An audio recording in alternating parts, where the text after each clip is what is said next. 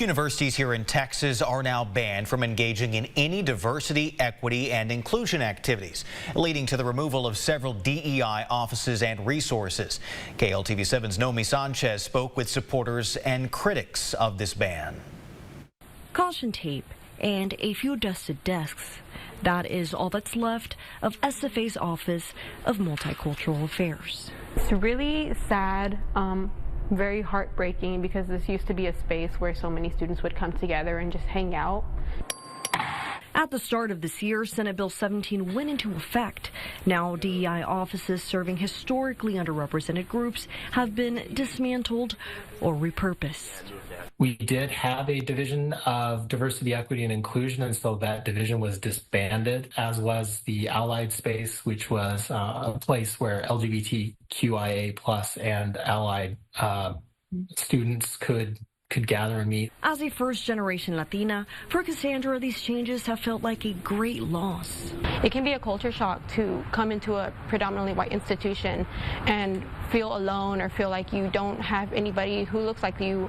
Had I not found my community, I don't know if I would still be here at SFA. District 6 Representative Matt Schaefer was one of the many East Texas House reps who voted in favor of the bill. He believes DEI practices were promoting division among schools. You don't need an office that's created just to give special treatment to people based on their skin color, based upon their sexual preferences. That's what was happening.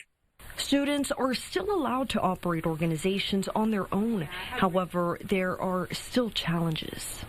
It's different if you're a professional and that's your job versus if you're a student, you got a lot of other things going on.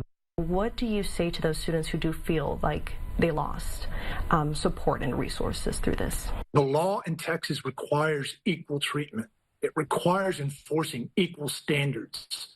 So if those students believe that they are not being treated equally at any of our campuses, then they need to speak up. But if they are simply seeking special privileges, then I don't have an answer for them. Regardless of these changes, through nonprofits like Este Poder, Cassandra hopes to continue making resources available. Students of color aren't getting special treatment. They're just getting recognition that they didn't have before. Noemy Sanchez, KLTV 7 News. Now, we also reached out to the University of Texas at Tyler. They did provide a statement saying, in part, while the university affirms it is in compliance with SB 17, this is an area that will need continuous monitoring along with consultation. Now, institutions not compliant could face ineligibility for state funding.